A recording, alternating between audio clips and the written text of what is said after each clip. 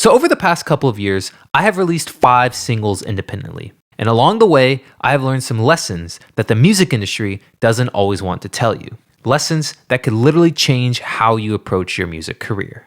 Hello everyone, my name is Zach Vias and I'm an independent music artist and content creator who likes to share what I know about the music industry so that we can all set ourselves up for better long-term success. In today's video, I'm going to be sharing what I wish I knew about the music industry before I started releasing singles independently. And hopefully what I'm about to say opens your eyes to things you weren't aware of, or perhaps just leaves you a little bit more knowledgeable with how the music industry works. Lesson number 1, a large catalog is more important than one viral hit.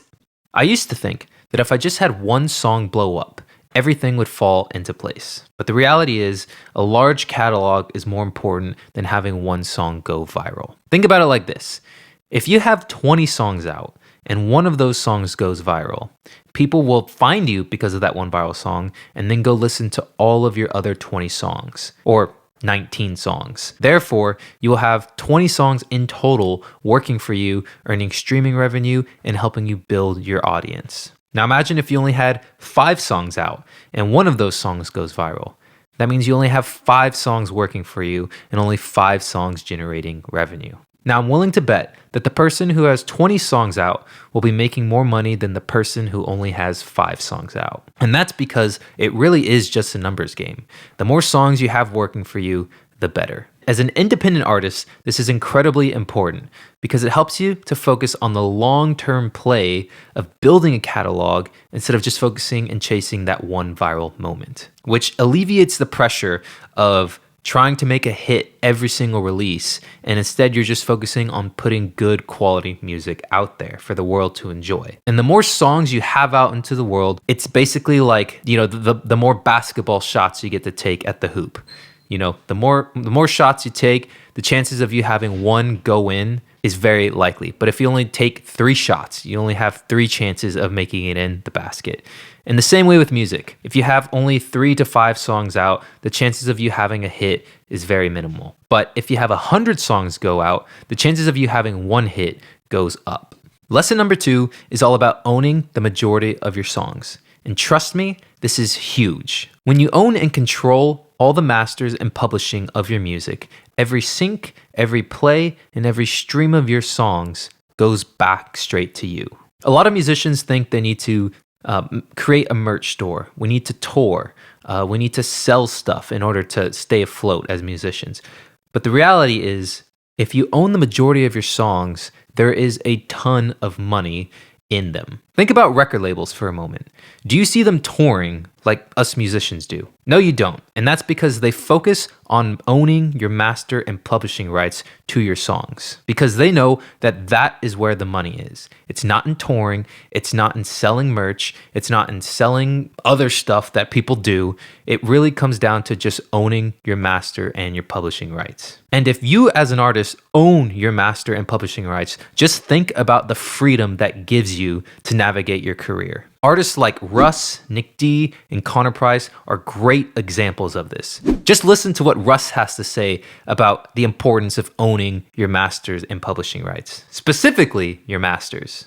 Byron and I were talking about that on the part 2. It's like, it's the biggest finesse that the majors probably ever did. Said, you don't make money on the masters, you make it on touring. Oh my God, that's such a lie. No, streaming, insane. You make money in streaming.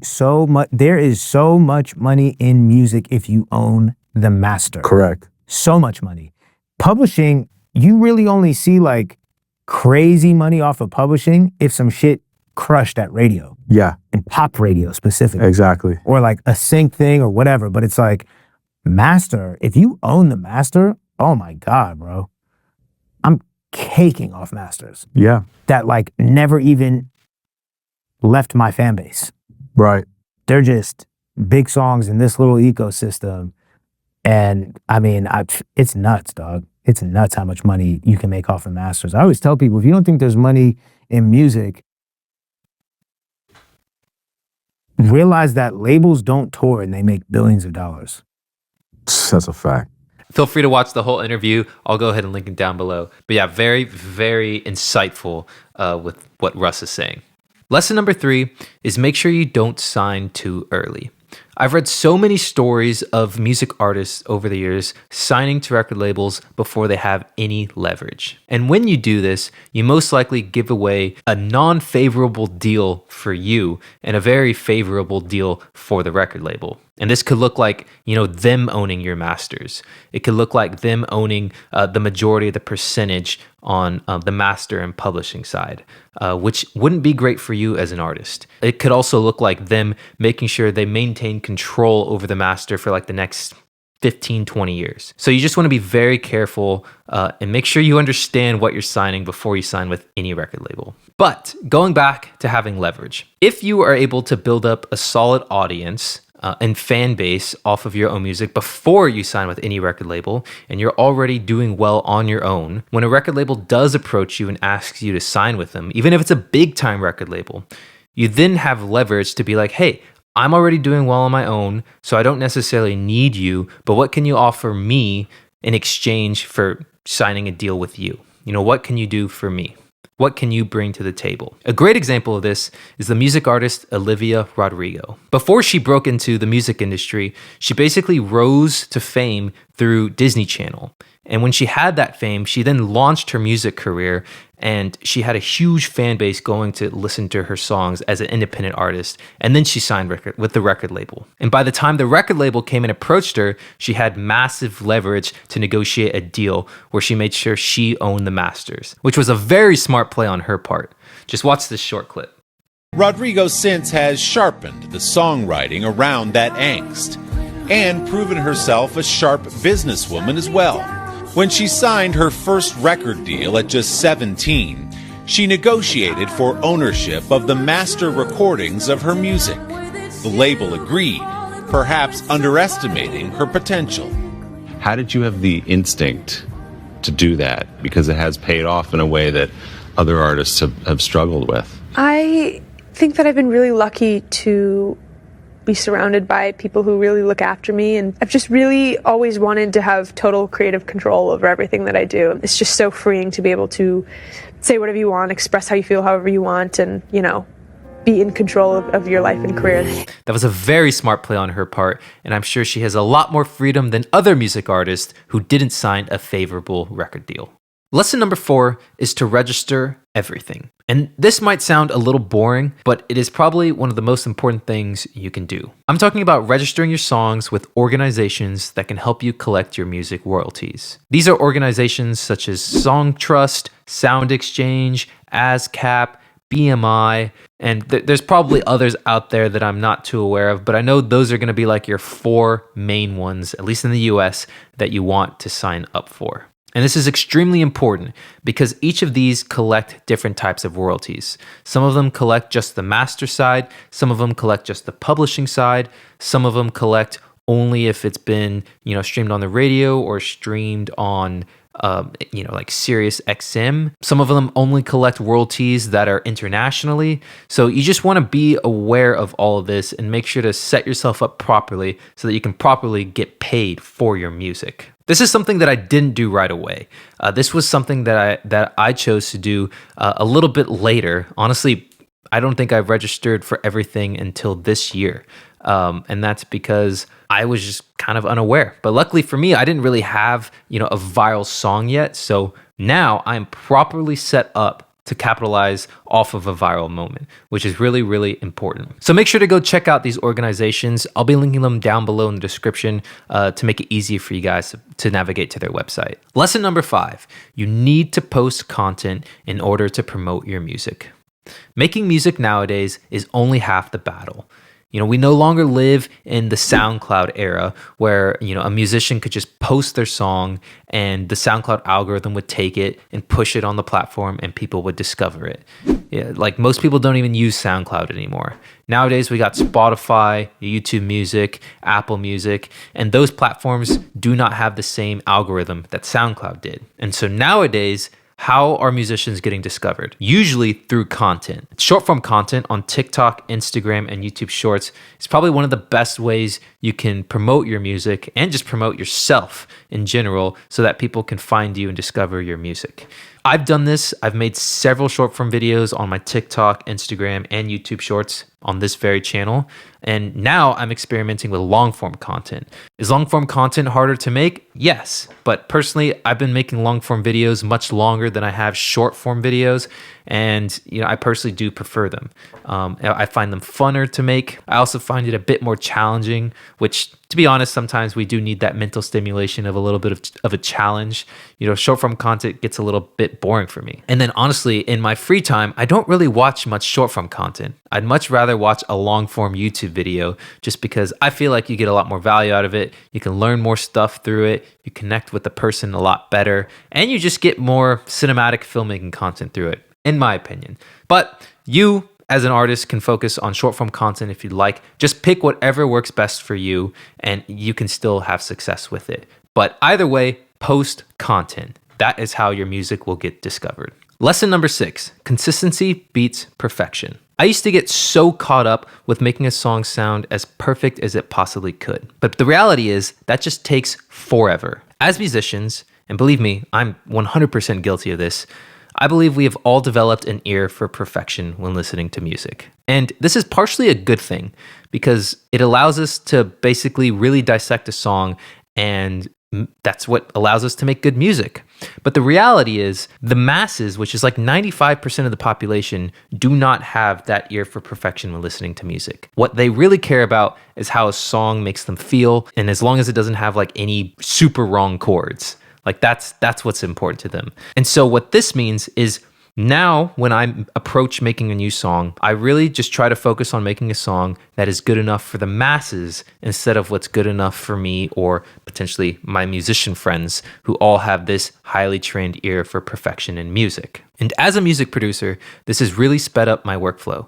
I used to spend so much time trying to find the perfect kick, the perfect snare, and the perfect layers to my pianos and strings and whatnot, and it would just take so long. Now I really just try to make as lean a production as possible, and I really just try to focus on making a song that's good enough for the masses. Lesson number 7, skill stacking is essential. Finally, let's talk about skill stacking, because being an independent artist means you have to wear a lot of different hats. It means you need to be good at graphic design, it means you need to be good at operating a camera, video editing, music production, mixing and mastering, singing, writing your own lyrics, and probably a couple other things that I'm forgetting about right now. To sum it up, there's just a lot of things that an independent artist needs to be good at in order to put out music. Now, you don't need to be world class at everything, but if you aren't good at something, chances are you're gonna have to hire it out to make sure you still get quality when putting out music. But the more skills you can develop, it means the more control you will have over your music and the quicker you can grow. For me personally, this has been huge because if you guys didn't know, I come from a filmmaking background, which means I own all my own cameras, I understand how to video edit, I understand how lighting works, I own a lot of my own equipment because I also shoot freelance. It's just allowed me to really compound, this vast knowledge of how to work a camera and how to make really good videos. On top of that, I also know how to music produce, which means I can make all my own music. And so when skill stacking all of that, it allows me to basically film my own music videos, I can make my own lyric videos, I can make my own music, and it can really just speed up the workflow. Now, that being said, you can spend a lot of time doing all of this, so I definitely need to be smart about how I go about it, but it basically means that I'm just not reliant on anybody else, and I can always potentially hire out help if I need to, just to speed up the workflow. Now, when it comes to mixing and mastering, this is an example of me personally having to hire help to help me get a really nice finished product. Mixing and mastering is something that I don't fully enjoy.